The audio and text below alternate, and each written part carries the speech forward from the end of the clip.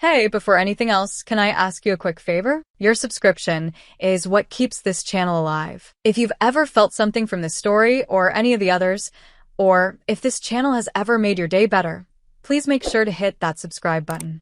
It helps me way more than you can imagine. Now, let's get into the story. I was 3 glasses of cheap red wine deep and halfway through a particularly chaotic tarot reading done by my best friend Lana when I decided to download Blood Match. It's like Tinder, but for vampires, she giggled, swiping her phone to show me the pitch-black interface that looked like it hadn't been updated since 2007. All the profiles say stuff like 300 years old, poly, looking for eternal mate. It's hilarious. I rolled my eyes, grinning despite myself, and grabbed my phone. Okay, fine. But only if I get to use the cringiest photo of me from high school and say I'm a garlic farmer. Lana howled with laughter, nearly spilling her wine, while our other friend, Harper, clapped with delight. I uploaded a grainy picture of me in braces holding a baguette like a sword and typed in, Jess, 27, garlic enthusiast, sun worshipper, definitely not full of blood or anything. We laughed so hard we cried. I set the app to passive mode, no swiping, just open to being contacted, then tossed my phone on the couch and forgot about it. Until 3:12 a.m. I woke up to pee and, out of habit, checked my phone. There was a new notification from Blood Match. Username, Queen of the Night. Message, Sun Worshipper? How scandalous. I'd say we're doomed from the start. Unless, of course, you're into dangerous liaisons. I blinked at the message, still half asleep. Another ping. Also, garlic is a myth. Just saying. I squinted. The profile picture was mostly shadow, but the outline of a woman's face, sharp cheekbones, a smirk, dark eyes glowing faintly red, was undeniably hot. Oh no, I whispered to myself, biting back a smile. She's one of those role players. Still, I typed back. You're not scared of garlic? What about holy water and bad Yelp reviews? The reply was immediate. One of those might kill me. Guess which? I wasn't proud of it, but I spent the next 2 hours texting her. Valentina, as she finally introduced herself, claimed to be 842 years old, but I stopped counting after the French Revolution, a patron of the arts and deeply opinionated about blood types. O negative is overrated. I kept waiting for her to break character, say just kidding, or try to pivot the conversation into something creepy. But she didn't. She was funny, dry, smart. Her texts had a rhythm, an elegance that felt almost addictive. By sunrise, we'd discussed Renaissance painters, the ethics of biting people without consent, and whether or not modern dating apps had killed romance. Her verdict, absolutely, but I enjoy the carnage. I told myself it was just a joke, a bit, that I'd delete the app by the end of the week. But I didn't. In fact, I found myself checking for her messages before checking my work emails. She never pushed for pictures or personal details. She never flirted too hard, never asked to meet, at least not at first. She just kept talking to me. Every night, at 3 a.m. sharp. A week in, she sent me a selfie. The lighting was low, the angle dramatic. She was stunning. Raven black hair pulled into a loose twist, lips painted deep red, eyes sharp and slightly amused. I wanted to prove I'm real, she wrote. Though, I suppose mirrors are still out of the question. I stared at the picture for a solid 5 minutes before answering. You could be a model. Or a murderer. Either way, that bone structure is criminal. She replied with a bat emoji and a knife. It was official. I had a crush on a fake vampire. Or maybe just on the character she played so well. But something about her made it hard to stop. That Friday, I went out with my friends again. They teased me mercilessly. You're blushing. Oh my God, she's real to you now. Lana teased, waving her wine glass at me. Did she ask to drink your blood yet? No, I muttered, unlocking my phone again. There was a new message. Meet me, it read. I promise not to bite, unless asked nicely. I stared at it for so long Harper leaned over to read. Okay, wait, did she say meet me? She's joking, I said too quickly. It's part of the role play. or she's a sexy cult leader who wants to turn you into a vampire bride. I didn't answer. The message had come with a location. A gallery downtown. After midnight. A little voice in my head said this was stupid. That I didn't know her, that it was dangerous, that it could be a trap or a scam. But another part of me, the part that hadn't stopped thinking about her voice in my head, her clever messages, her strange calm, it whispered, what if it's real? At 12:14 a.m., I stood in front of an old building with iron gates and ivy climbing its stone walls. The gallery's lights were on. A single candle flickered inside. I hesitated, heart pounding. My phone buzzed. I see you. I jumped, glancing around. Nothing. Then the door creaked open. And there she was. Valentina. In the flesh. Taller than I expected, wearing a sleek black dress, hair glossy as ink, lips curved in a knowing smile. Jess, she said, voice like smoke and velvet. I was wondering how long it would take you to give in to your curiosity. I couldn't move. Couldn't speak. She was too beautiful. Too real. And then, she stepped aside, gesturing for me to enter. Care to come in? She asked. Or, are you afraid of the dark? My legs moved before my brain did. I crossed the threshold. The door closed behind me, and everything in my life shifted just slightly toward the impossible. The gallery smelled like candle wax, old books, and something floral I couldn't place. The air was cool, almost unnaturally so, and I felt it cling to my bare arms as I stepped further inside, drawn forward by the quiet hum of violin music playing somewhere overhead. Valentina walked beside me, silent for a moment, allowing me to take it all in. Paintings lined the walls, most of them abstract but with something dark pulsing beneath the brushstrokes, long swirls of red and black, heavy textures, shadows that hinted at movement. I swallowed hard, aware of every sound my boots made against the wooden floor. You actually own this place? I asked, finally finding my voice. I assumed you were exaggerating. Valentina turned to look at me, amused. I rarely exaggerate. It's one of the perks of living so long. You stop wasting time pretending to be more than you are. Her smile was subtle, but it knocked the breath out of me. This is beautiful, I said, unsure whether I meant the space or her or both. I inherited it in 1946, she replied casually. Back when people still thought women couldn't run businesses. I took great pleasure in proving them wrong. I laughed, and her expression softened. She was watching me the way someone might watch a candle flicker, curious, cautious, mesmerized. I wanted to look away, but couldn't. Why me? I asked, the question slipping out before I could stop it. Why respond to a profile with a baguette and a garlic joke? Valentina tilted her head, stepping a little closer. Because it was honest, she said. And funny. And because, frankly, after centuries of brooding men in leather and women trying too hard to be mysterious, your sarcasm was a breath of fresh air. I tried not to beam, but I could feel the heat in my cheeks. So, you're not playing a game? I asked. This isn't some elaborate prank or, I don't know, a vampire-themed escape room. She smiled slowly, taking another step toward me. Does it feel like a game? She asked, voice low. Because I assure you, Jess, I'm very real. And I don't do pretend. Her eyes locked on mine, and for the first time, I felt the weight of centuries behind them. I couldn't explain it. Just a sudden awareness that the person in front of me had lived through things I could barely imagine. You could still be a very committed actress, I murmured, trying to steady my voice. Or delusional. Both are possible, she said, not missing a beat. But I didn't invite you here to convince you of anything. I invited you because I enjoy your company. If that frightens you, you're free to leave. She stepped back then, giving me space, her arms relaxed at her sides. The candlelight danced across her skin. I should have left. A sane person would have.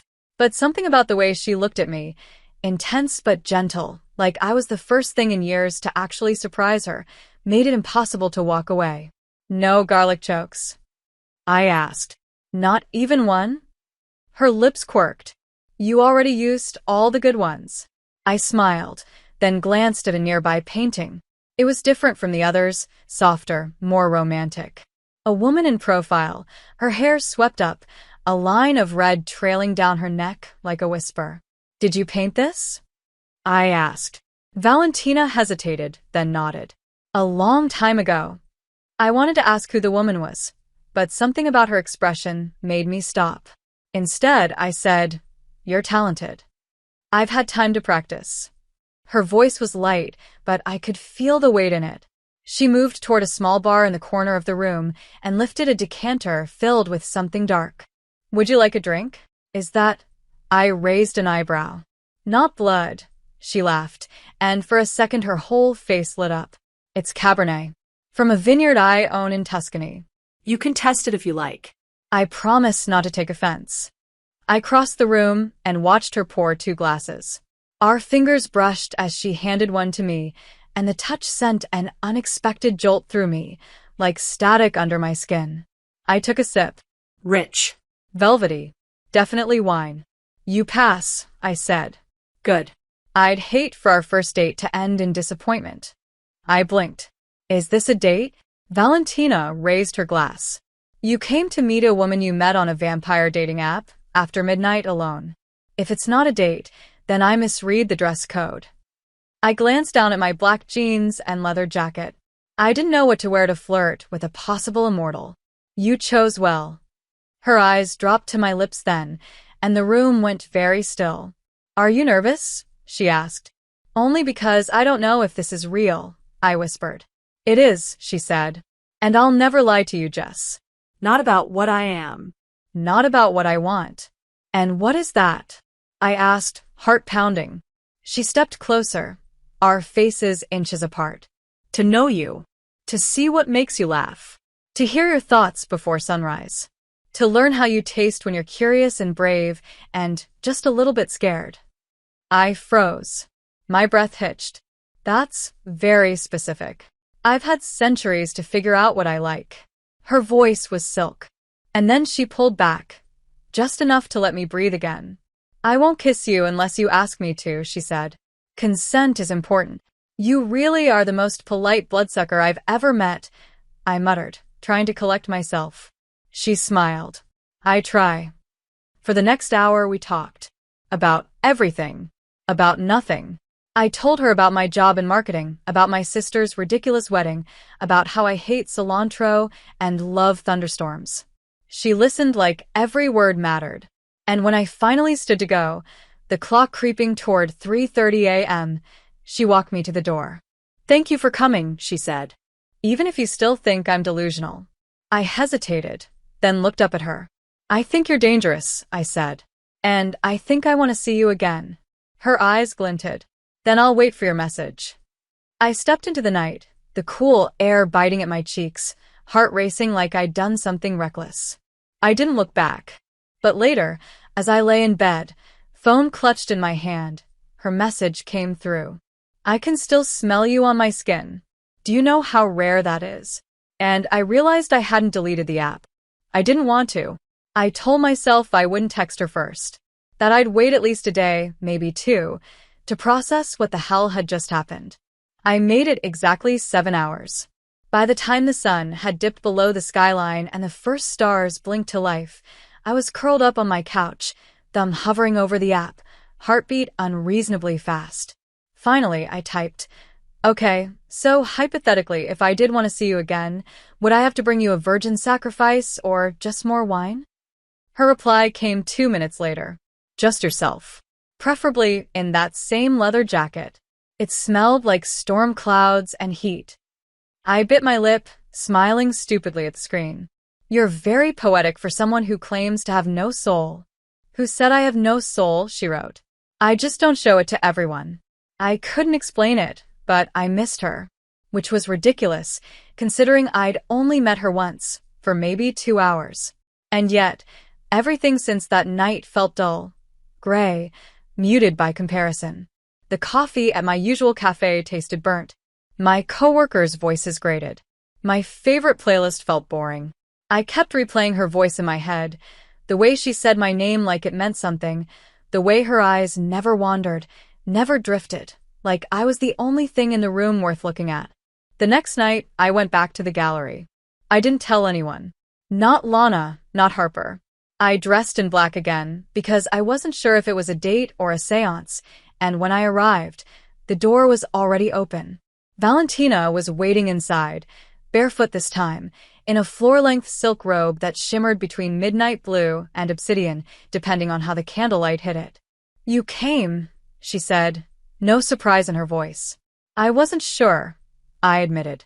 I had a whole conversation with myself about boundaries and bad decisions and stranger danger. "And you ignored yourself?" "Completely. Smart girl." "We didn't kiss. We didn't touch. We just talked. Again." She poured more wine, but barely drank. I noticed she never seemed to eat either, though I didn't say anything. She walked me through her gallery like it was a living diary, each painting a memory, a mood, a decade she refused to forget. "Do you ever miss it?" I asked at one point, standing in front of a chaotic piece from 1917, all smoke and fire and broken brushstrokes. Love what you've seen so far and want to help me keep creating these awesome stories on this channel? Then subscribe and hit the bell. Your subscription supports the channel and makes sure you get more exciting stories. "Being human?" She didn't answer right away. Her eyes lingered on the canvas like it hurt to look at. "Sometimes, in the quiet hours, when the city is asleep, and I remember how it felt to run out of breath." I shivered. "Is it like the movies?" I asked, trying to keep it light. "Coffins? Bats? Sparkles?" Her lips twitched. "No coffins. I prefer beds. And I haven't turned into a bat in over a century. It's terrible for posture. As for sparkling, only when I'm lying." I laughed, and she stepped closer. Her fingers brushed a strand of hair from my face, lingering a second too long. "You still think this is a game, don't you?" she murmured. "I don't know what I think," I admitted. "But I haven't been able to stop thinking about you since the moment you texted me. And that scares me a little." "Good," she whispered. "Fear keeps the blood warm." My skin prickled, and for a heartbeat, I thought she might kiss me. But she didn't. Instead, she turned away like she was resisting something. "You should go," she said, voice suddenly strained. "It's late." "You're sending me home?" "Yes." "Why?" "Because I want to kiss you," she said without turning around. "And if I do, I'm afraid I won't stop there." The silence stretched between us, thick and heavy. Finally, I said, "Maybe I don't want you to stop." She turned slowly, and the look in her eyes was pure hunger, but not just for blood. "For me." "You're dangerous, Jess," she said, like it was the punchline of a joke. "You don't even know what you're inviting." I stepped forward. "Then show me." Her jaw tightened. "Not yet." "Why?" I whispered. She closed the distance between us in an instant, cupping my face in her cool hands, eyes locked on mine. "Because the longer I wait, the more I'll remember what it feels like to want something." She pressed her forehead to mine, breath cold against my cheek. "And you make me want everything." We stood like that for what felt like forever. Then she let me go. No kiss. No promise. Just the echo of her touch and the maddening certainty that I'd never be the same. That night, I dreamed of her. Vivid, wild dreams of running through fog, of hands tangled in hair, of lips brushing skin, and the taste of wine on her tongue. When I woke, my heart was racing. My skin burned. I checked my phone like an addict. 3:01 a.m. A message. "I'm trying to behave. You're making it difficult." I wrote back. "Then stop behaving." Her reply. "Soon." The days blurred after that. I still went to work, still answered emails, still pretended to care about client briefs and pitch decks. But I lived for the nights. For her voice. For our stolen hours. I started sleeping during the day, without meaning to. I'd close my eyes at noon and wake at dusk, heart pounding, ears ringing, always thirsty. I stopped eating garlic. Not on purpose, it just made me nauseous now. And sometimes, when I passed mirrors, I'd swear for a split second that I saw her reflection next to mine, even when I was alone. I told myself I was losing it, that I was too deep into the fantasy, that I needed to take a step back. But when she sent me a photo of a full moon over a Gothic rooftop and wrote, "Wish you were here," I replied without hesitation, "Tell me where." She sent an address. Not the gallery. A rooftop bar, abandoned for years, half overgrown with ivy. I climbed the fire escape just after midnight, heart hammering, adrenaline singing through my veins. She was waiting, leaning against the railing, pale skin luminous under moonlight, hair loose, red lips curved into a smile that promised ruin. "You came," she said softly. "I always do," I whispered. And then finally she kissed me. Her lips were colder than I expected, but impossibly soft, like silk pressed against winter glass. She didn't devour me, not at first. She kissed me slowly, deliberately, as if she had all the time in the world and wanted to savor every second of mine. Her fingers curled gently around my waist, pulling me closer until I could feel the press of her body against mine, the dangerous calm in her chest, the eerie stillness that made her feel like a living statue carved out of moonlight and want. I should have pulled away. I should have asked more questions. But my body betrayed me with a hunger of its own, fingers digging into her hair, mouth opening to hers like I'd been waiting my whole life for this exact moment. When she deepened the kiss, something in me shattered. A dam, a wall, a rule. I didn't care what she was. I didn't care if she had fangs or centuries or a secret thirst that could ruin me. All I cared about was the way she made me feel, like I was seen, like I was wanted, like I wasn't just alive, but awake for the first time in years. She pulled back suddenly, breath cool and shaky against my cheek. "I shouldn't have done that," she murmured. "Then why did you?" I whispered, lips still brushing hers. "Because I wanted to remember," she said, voice hoarse. "And because you taste like the end of something I don't want to survive." We stood there in silence, the city stretching below us in glittering stillness, and I realized I was trembling, not from fear, but from the intensity of what she made me feel. "Jess," she said slowly, her voice suddenly careful, "if you keep coming back to me, if you let this become more than just a curiosity, you need to understand. I'm not safe. Neither is love," I said, surprising myself. "But people still do it." She stared at me then, with something raw and ancient flickering in her gaze. "You're not just anyone. You're waking things in me that should have stayed buried." "Then let them wake," I said, heart pounding. "Maybe they're not done with you yet." For a long moment, I thought she might kiss me again. But instead, she stepped back, eyes full of restrained ache. "Come to the gallery tomorrow night. There's something I want to show you." "Can't you show me now?" I asked, already missing her touch. She shook her head. "Not yet. You've had enough of me for one night." "I don't think I'll ever have enough of you," I admitted, and that made her smile, sad and slow, like a song fading out. "You don't know what you're saying." "Maybe not," I said. "But I know what I feel." And for once, that was enough. The next day, I didn't go to work. I couldn't. I slept through the sun again. Dreams thick with red silk and whispers in forgotten languages. When I woke, my body felt too light, too sensitive. I looked in the mirror and for a second, I swore my pupils were dilated far beyond what was normal, but when I blinked, they were fine. I tried to eat, but everything tasted wrong, bland, metallic, almost dead. I ended up pouring a glass of red wine and sipping it alone, trying not to think about how much it reminded me of her. At midnight, I returned to the gallery. It was darker this time, the candlelight more sparse, shadows longer, deeper.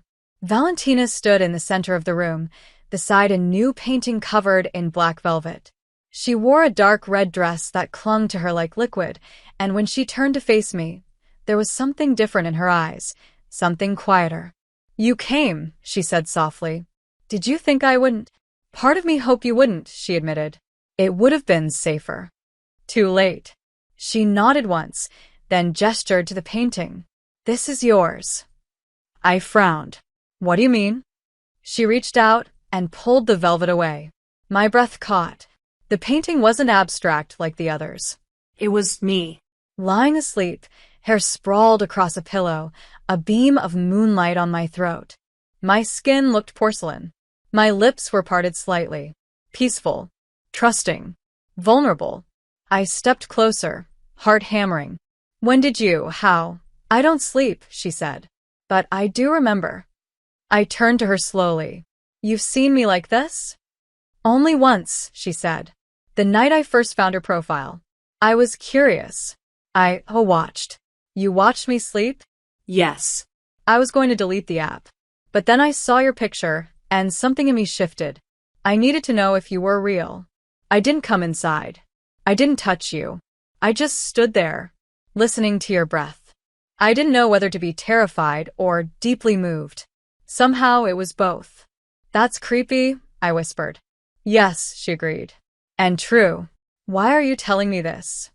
Because I'm not trying to fool you, she said. I told you I wouldn't lie. I'm not normal, Jess. I never will be. But I will be honest. And I need you to see what you're walking into. I looked at the painting again. The brush strokes were delicate, reverent. Like she'd painted me the way a worshipper paints a goddess. This is how you see me? I asked. It's how I feel you, she said.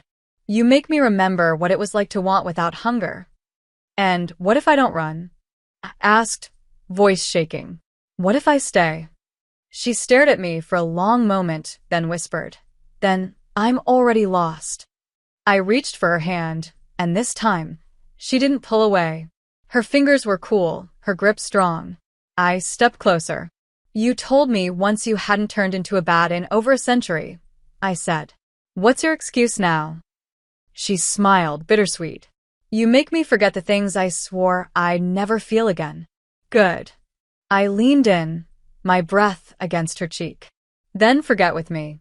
This time when we kissed, it wasn't careful. It wasn't restrained. It was a collision of centuries and seconds, of longing and fire and something darker. I felt her teeth graze my lip, not enough to break skin, but enough to make my whole body ache. She pinned me softly against the wall, mouth devouring mine like I was something forbidden and sacred. And I let her. I wanted her to. When we finally pulled apart, she looked shaken. I can't, she started. You won't, I said. Not yet. You don't know what you're asking. Maybe not, I whispered. But I know who I'm asking it from. She stared at me, then nodded slowly. Then we're already too deep. We were the second you messaged me. And with that, she wrapped her arms around me and held me like I was already hers. I didn't tell her that, in my heart, I already was. I stopped pretending after that night. There was no going back to normal, no convincing myself this was still a joke or a game or some darkly romantic fantasy I'd eventually outgrow.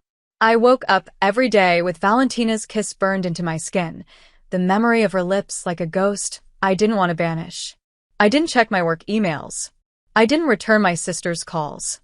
I barely left my apartment during daylight. And when the sun fell and the sky turned that impossible shade of bruised violet, I was already halfway dressed, already waiting for her next message. But that night, there was no message. Midnight passed. Then 1 a.m. Then 2:30. I sat on my couch with the lights off, the silence pressing in on me like a second skin, trying not to imagine worst-case scenarios, coffin-related, stake-related, heartbreak-related. At 3:11, I finally texted her. Are you okay? No reply. At 3:48. Did I do something wrong? At 4 o'clock, just one word. Please. Still nothing. I didn't sleep. When the sun rose, I drew the curtains tight and curled into myself, my heart a mess of dread and want. The next night, still no word. The next, the same. By the third night, I couldn't take it anymore. I went to the gallery. The doors were locked. The lights out. No sign of her. I stood there for 20 minutes, debating whether to break a window or break down. Then, just as I turned to leave, I felt it, a cold gust, not from wind, but from something older. I spun around. She was there, standing across the street, watching me, Her eyes looked darker than usual, and her face was pale even by her standards. She didn't move. Neither did I. Then she turned and walked into the alley beside the gallery. I followed without thinking. The moment I stepped into the shadows, she grabbed me by the wrist and pinned me against the brick wall, her eyes wild, her breath unsteady. "Jess," she rasped, "you shouldn't have come. You disappeared," I said, breathless. You thought right," she hissed. "I am not safe right now. I haven't fed in days. I needed to stay away. You could have told me. I wanted to. But your scent, your heartbeat, it makes me forget. I didn't trust myself." "Then trust me," I said, touching her face. "Tell me what you need." "You," she whispered. "Always you. But I won't take anything you don't give freely. And if I see you bleed right now, Jess, I won't be able to stop myself."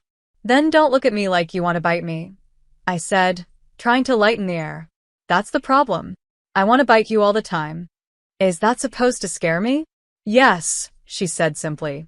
"Because if you don't start fearing me, I will forget how to fear for you." She pulled away, pacing like an animal trying not to pounce. Her hands trembled. I'd never seen her like this, unhinged, vulnerable, feral. And somehow, it only made me want her more. "What happened?" I asked. "Why haven't you fed?" "There are rules," she said. "Politics. I broke one. Feeding off a certain bloodline. They called it a violation. They revoked my right to feed until judgment is passed." "You're starving on purpose?" "It's not up to me anymore." "You're the queen," I snapped. "Aren't you supposed to make the rules?" "Not in this," she said bitterly. "The elders hold the old laws. I challenged one of them. He didn't like losing. So now what? You just waste away. I endure. Until the trial." "When?" "2 nights from now." "Can I help?"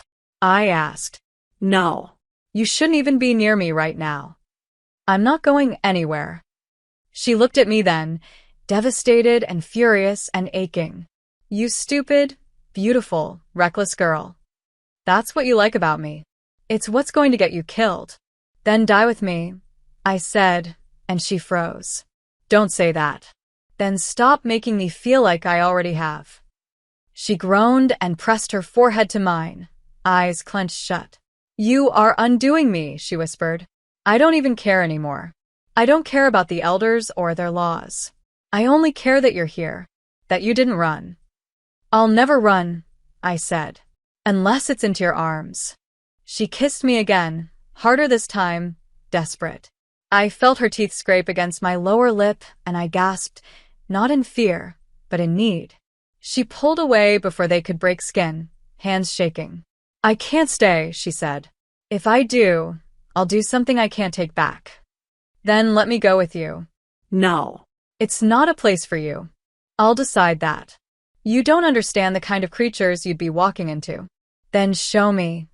She looked at me for a long time, then nodded once. "Tomorrow night, midnight, I'll come for you."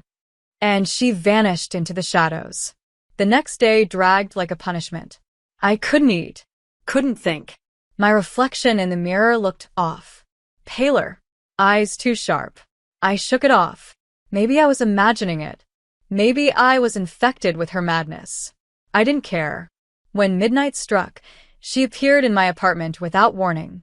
No knock. No sound. Just there.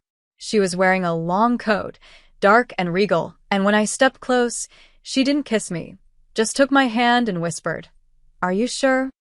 "Always," I said. "Then come." She took me underground.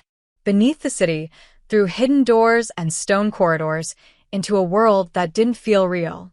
Candlelit halls, velvet-lined walls, people who didn't blink.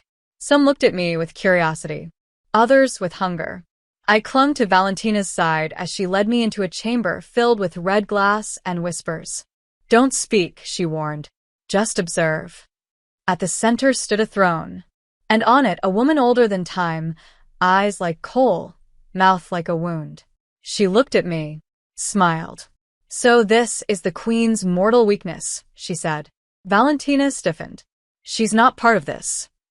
Everything that touches you is part of this. Valentina tightened her grip on my hand. 2 nights from now. And then you never speak her name again. We'll see, the woman said. We left in silence. Once outside, Valentina looked shaken. I shouldn't have brought you there. I'm glad you did. Why? Because now I know what you're fighting against. And I'm not afraid. You should be. I'm not. She looked at me then like she wanted to say something final, something sacred, but instead, she pulled me into her arms and whispered, then stay with me. Until the sun rises. Just stay. And I did. She didn't let go of me for hours. We stayed in her private chamber beneath the city, the door locked with a seal that shimmered when touched, the candles never flickering no matter how much I moved or breathed or begged her to let me stay closer. She lay beside me on a bed that felt like it belonged in another century, black silk sheets, carved headboard, heavy with history and memory, and held me like I was something she never believed she could touch again. I didn't ask questions. Not yet. I just traced the edge of her collarbone with my fingers, memorized the dip of her throat, the subtle flutter of muscle beneath skin that felt like marble laced with grief. Her eyes stayed closed most of the time, but when she opened them, they were darker than I remembered. Heavy. Starved. And still, she didn't touch me with hunger. Only reverence. Do you dream? I asked softly, voice barely a breath. Not like you do, she said. But sometimes I remember things so vividly, they feel like dreams. Faces. Voices. The way the world used to smell before electricity and concrete. Do you remember your human life? She didn't answer at first. Then, only the parts one hated. It's a curse. All the beauty fades. Only pain stays sharp. Maybe that's why you're so drawn to me, I said, half teasing. Because I'm still full of all the stupid, beautiful, temporary things. No, she said, turning to look at me. I'm drawn to you because you're real. Because when I touch you, I feel the weight of time again. Because you taste like choices I was never brave enough to make. I should have kissed her then, but something in her expression stopped me. She was unraveling.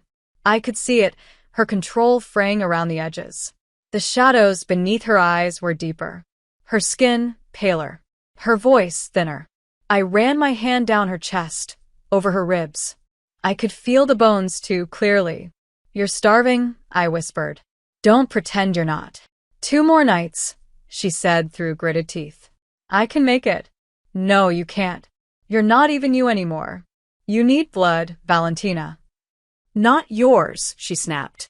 That's the one thing I won't take. You're already taking it, I said. Every night I lose sleep. Every time my heart races just because I think of you. Every time you kiss me and I forget how to breathe. I'm bleeding for you in ways you don't even see. She looked at me like I'd hit her. I don't want to hurt you. Then don't pretend I'm safe from this. I'm not. You've already ruined me. She reached for me then, hands trembling, and pulled me onto her lap. I straddled her without hesitation, gripping her shoulders, our foreheads touching. You make me weak, she whispered, and I crave that weakness more than I crave blood. Then have me, I said, voice shaking. But don't lie to me. Don't hide behind restraint. I know what you want. I feel it. You have no idea what you're inviting, she growled. I'll know when it's too late, won't I? Her eyes locked on mine. Don't tempt me. I'm not. I'm offering. She slammed her mouth against mine with a hunger I hadn't felt before, uncontrolled, raw, wild. Her teeth grazed but didn't pierce. Her tongue was colder than mine, but the fire between us burned so hot I barely noticed. My hands tangled in her hair. Her fingers dug into my hips. And when she pulled back, panting like she needed breath she didn't have, her eyes flashed red. Get out, she said suddenly. No, I said, get out, Jess. Make me. She shoved me off her, stood, and paced to the far side of the room. You don't understand. I'm so close to losing it. I haven't felt like this since I was turned, and that was centuries ago. Then take something, I said, rising to my feet. Take a little. Just enough. No, then what? You waste away? Let them destroy you at the trial? Let me watch you die. She turned sharply. You wouldn't watch. You'd be taken too. You think they'll let you walk away after seeing what you saw? Then we burn together. Don't say that. Why not? You already said, I'm undoing you. Let me be your undoing. Her mouth parted like she wanted to scream. Instead, she crossed the room in a blur and slammed me back against the wall, hard enough to knock the breath out of me. Her body pinned mine, her hand on my throat, not choking, just claiming. Say it again, she growled.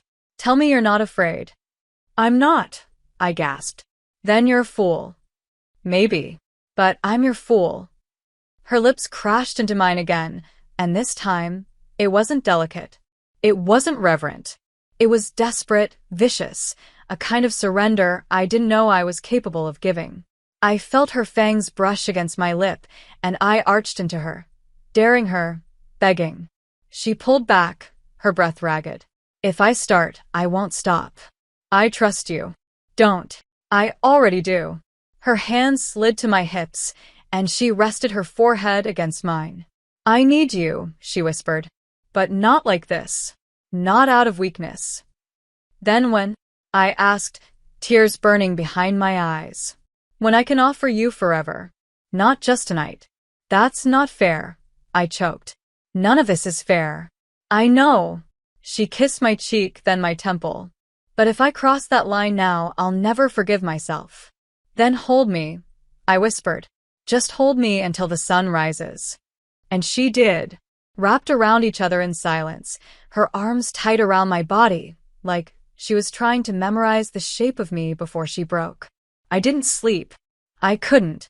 I just listened to the sound of her not breathing, the way her body stayed perfectly still. And I wondered, not for the first time, if I'd already begun to change. If some part of me had already started crossing over without her touch, without her bite. Because in the dark, in her arms, I didn't feel human anymore. I felt like something waiting to bloom. Or burn. The night before the trial felt like a heartbeat stretched too thin. I couldn't focus. I couldn't breathe properly unless Valentina was close, and even then, the air between us was thick with things unsaid. Hunger, restraint, dread, love. I could feel the change in her energy. She was quieter, colder, even in my arms. Like something inside her had curled inward in preparation for pain. I didn't ask questions at first. I just stayed close, clung to her like an anchor, kissed the curve of her jaw whenever she looked too far away. But eventually I had to ask, what happens if they rule against you? I whispered. Her eyes stayed on the ceiling, unmoving. They stripped my claim to the bloodline. My title. My protection. Anyone could challenge me. Kill me. Take you. Take me? I sat up, pulse racing. Why would they want me? Because you're mine, she said softly. Because you've seen too much. Because your blood is different. Different how? Her silence stretched too long. I touched her arm. Valentina. She looked at me then, finally, and I saw it, the flicker of fear. You shouldn't be resisting me this long. No human should. Your scent should have driven me mad by now. But it's changing. I don't know why. You're not one of us. But you're not exactly what you were either. You think I'm turning? I asked, heart thudding. Without being bitten? No, she said. But something is waking up in you. Maybe it's because of how close we've been. Maybe it's something older. I don't know. But it's dangerous. And they'll sense it. Then we lie. They don't believe lies. They taste them. Then we run. There's nowhere to go. There's me, I said. There's us. She closed her eyes. Jess, I can fight 1,000 enemies. But I don't know how to fight the fear of losing you. I kissed her then, hard, urgent, desperate, and she kissed me back with equal fire. But it wasn't enough. Not anymore. The taste of her, the weight of her body against mine, the ache between my thighs every time she looked at me like I was the last good thing left in the world. It wasn't enough. I needed more. I needed all of her. Then don't lose me, I said against her mouth. Take me, mark me, make me yours. Not yet, she whispered. You don't know what you're asking for. I know exactly what I'm asking for. I want to belong to you, and I want you to belong to me. She gripped the back of my neck, forehead pressed to mine. If they see how deep this goes, they'll call it weakness. They'll exploit it. Then let them try. You're not afraid anymore, are you? Not of them. Only of what happens if I have to let you go. Her mouth trembled. Then come with me tomorrow night. To the trial. Stand beside me. Let them see. Are you sure? No, she said. But I want them to understand what they're threatening. I want them to look at you and know they've already lost. The next night, we dressed in silence. She helped me into a long black coat, something centuries old but perfectly fitted to my frame. Her fingers lingered on my shoulders. I wanted to kiss her, but I knew better now. There were moments when desire had to sit behind strategy. She wore red, deep, blood-colored silk that clung to her like armor made of wine and vengeance. Her hair was twisted into a crown, her eyes lined with something ancient and lethal. She didn't look like my Valentina. She looked like the queen they feared. She held my hand as we descended into the underworld again. The halls were colder this time, less curious stares, more hostility, whispers that followed us like knives. She's brought the human again. She smells strange, foolish, weak, marked.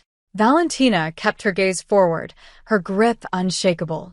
I focused on her, on the way her thumb brushed over my wrist, the silent reassurance that I still had her, that no matter what happened, this night belonged to us.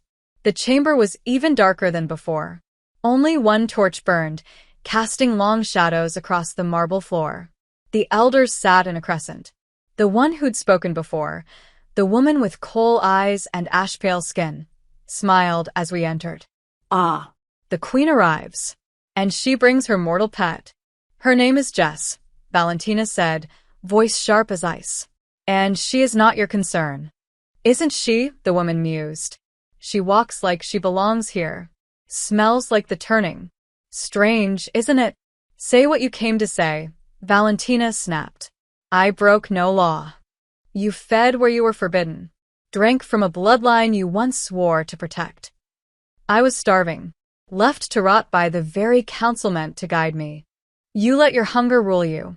That makes you weak. I'm not the one hiding behind dusty laws to keep my power.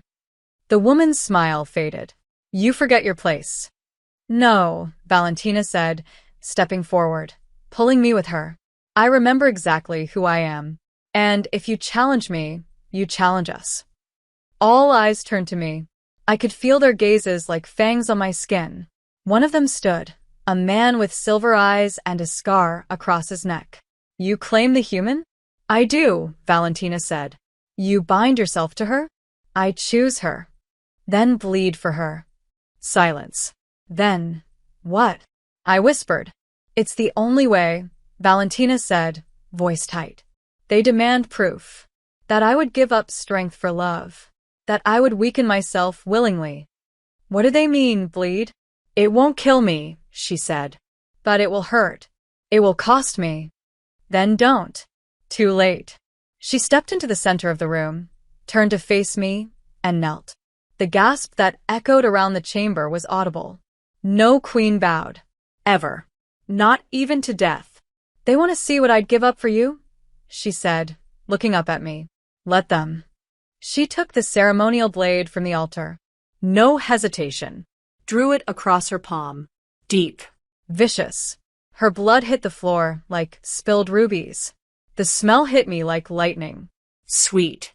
Addictive. Alive. Something inside me twitched. My mouth watered. My heart stuttered. I took a step forward. Jess, she said, voice strained. Don't. It's not time yet.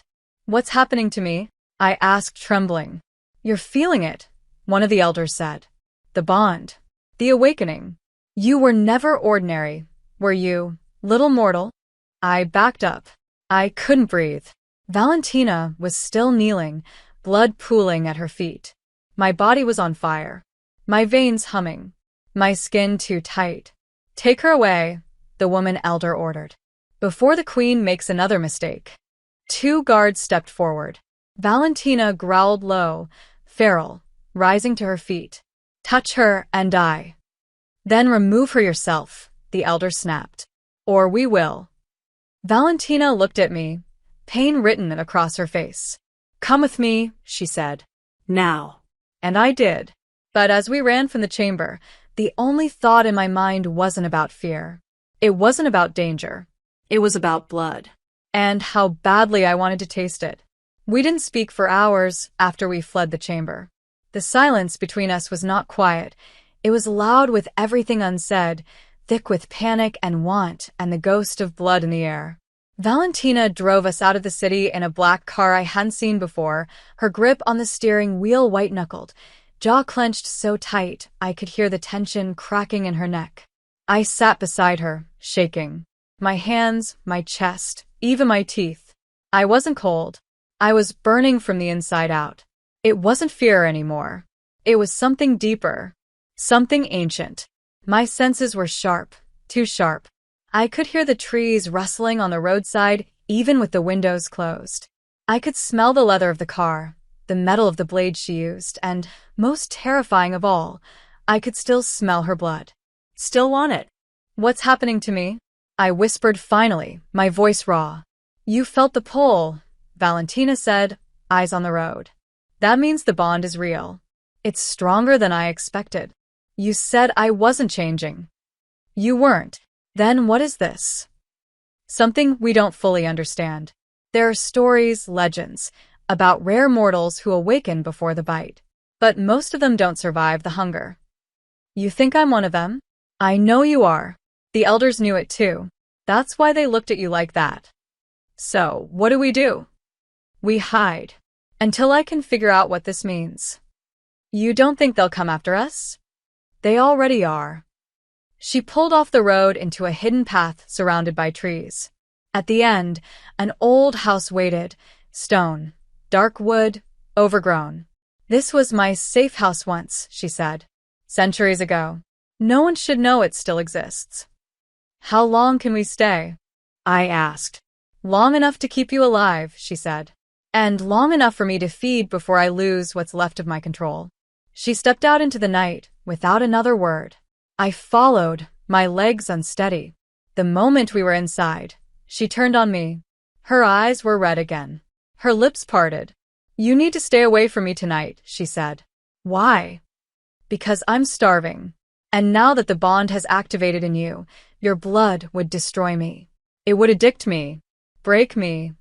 You said you wouldn't bite me. And I won't, which is why you're staying in the other room. Lock the door. Don't open it. No matter what you hear. Valentina, promise me. Her voice cracked like thunder. I flinched, nodded.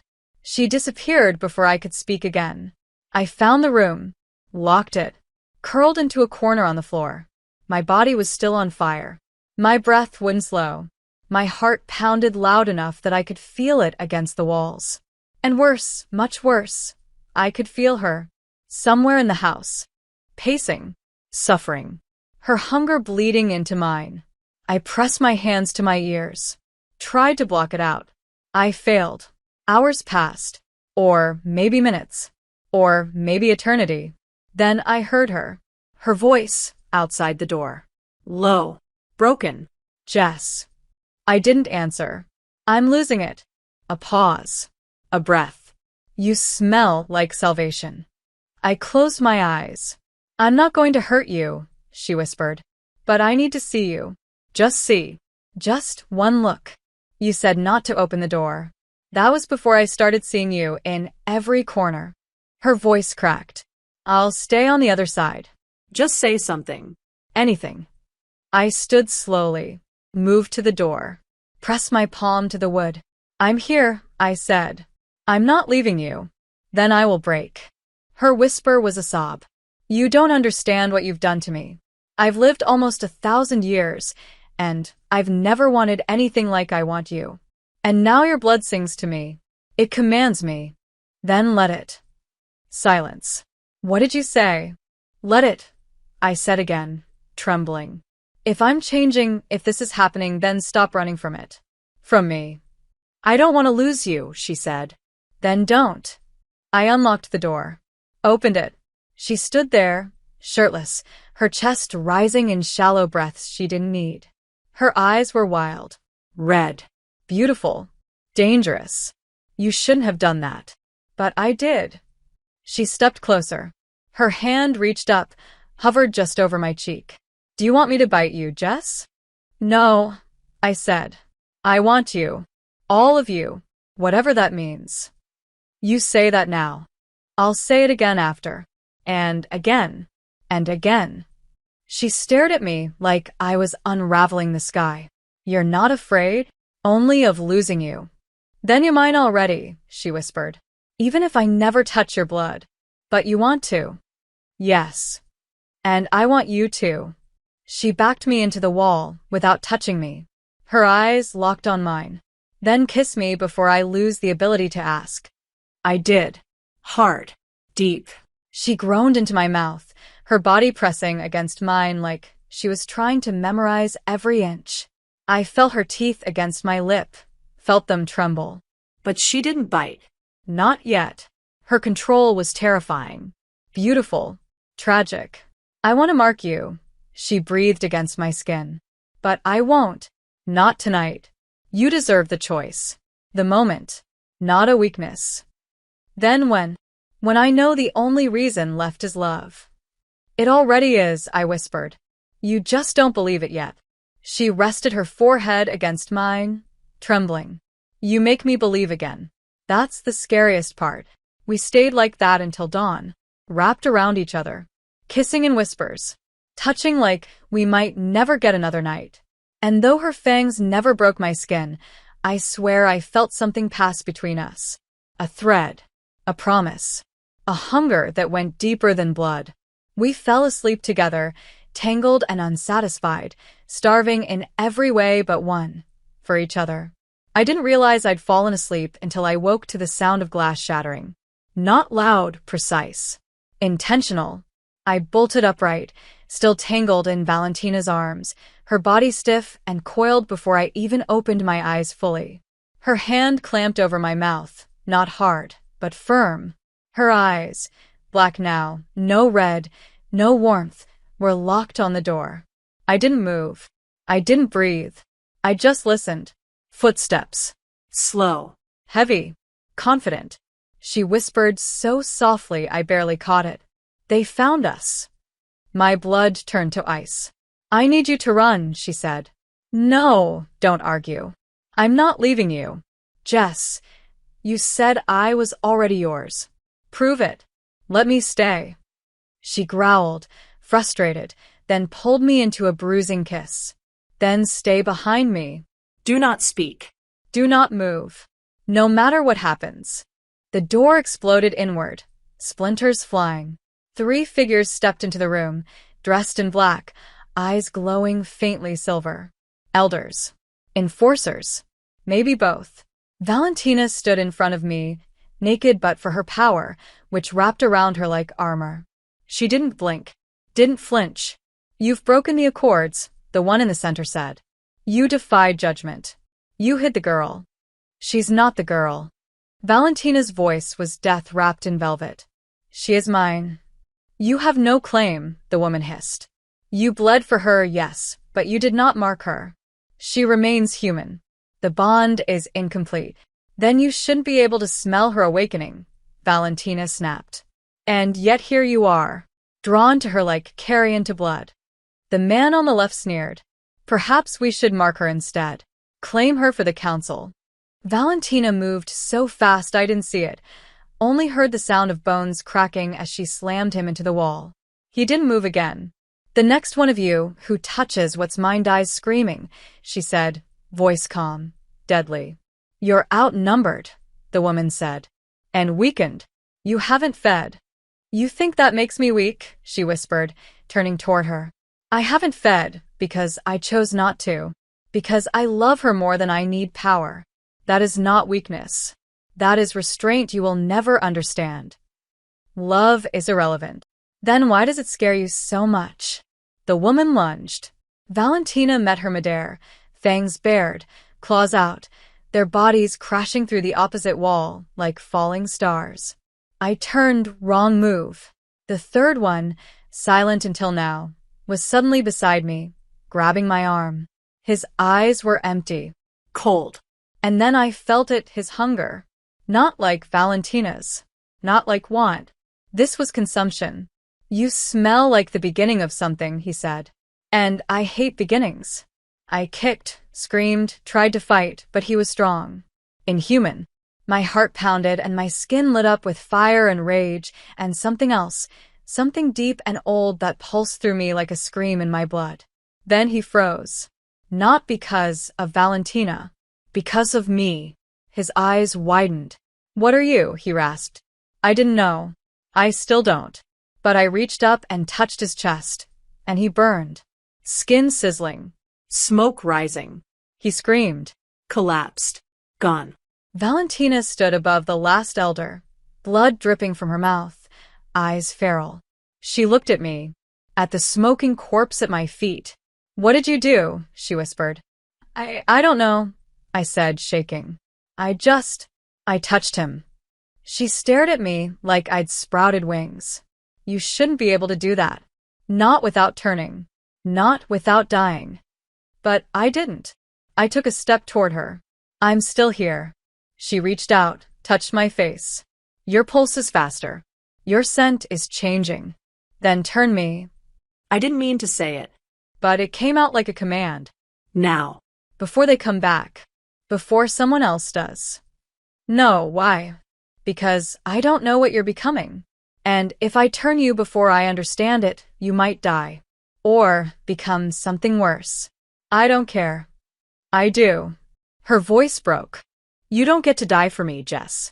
You don't get to make that choice unless I know I can bring you back. Then what do?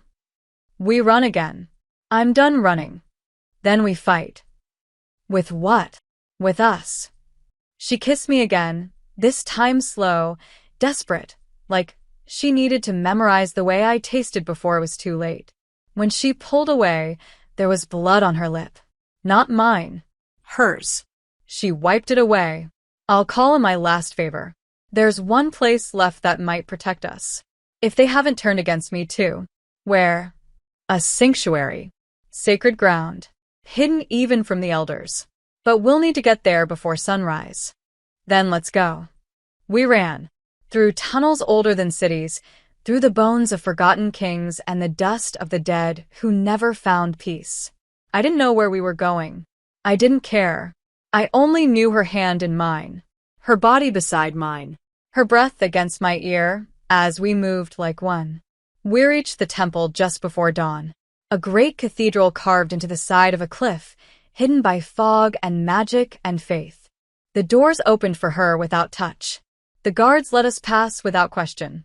Inside, the air was heavy with incense and blood and silence. We'll be safe here, she whispered. For now. And after? That depends on what you are. What if I'm something they fear? Then I'll protect them from you. You'd kill for me. I already have. Would you die for me? She didn't answer. But she pulled me to her chest, wrapped me in her arms, and whispered, I'll live for you. That was enough. For now. I don't know how long we stayed inside the sanctuary. Time bent there, stretched like breath held too long. The priests didn't speak. They only watched us with unreadable eyes, cloaked in shadow and reverence. The walls hummed with ancient power, and every time I touched them, I felt something reach back, something older than Valentina, older than death, something that saw me and did not flinch. Valentina never left my side. She paced like a caged thing, her hunger still taut under her skin, her body pulled thin by restraint. But her eyes never lost their light when they looked at me. Not even once.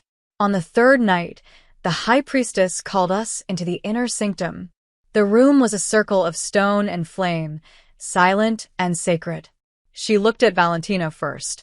Your bond is real, she said. Stronger than any we've seen in centuries. Then she turned to me. Her eyes were golden. Timeless. But the girl is not as she seems. I'm not a girl, I said. Not anymore. No, she agreed. You are something else now. The blood has not touched your veins, and yet you carry its echo. The vampire queen has given you her hunger, but what you gave her in return is power. Valentina stepped forward. Then help us. Tell us what Jess is. She is choice, the priestess said. She is the turning point, not just for you, but for all of us. The old blood is dying. The old ways crumble. And she is the first spark of what comes next. What does that mean? I asked. It means you are not meant to be turned. My stomach dropped. What? Your body would reject it. Your spirit burns too bright. You would die. I looked at Valentina, whose face had gone still. Too still. But the bond is stronger than the bite, the priestess said. You've already been transformed, Jess. Just not the way you thought. Then what am I? The only one of your kind. Silence.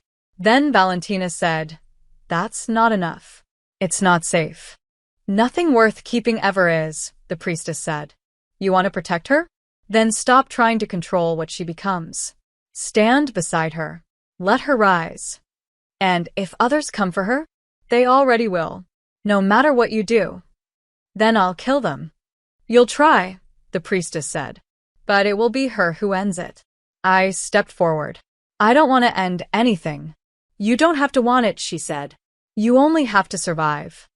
And with that, she pressed her fingers to my chest. A light flared, white hot. I gasped. My skin lit up. My blood sang. And then I saw it, what I'd become. Not vampire. Not mortal. Something in between.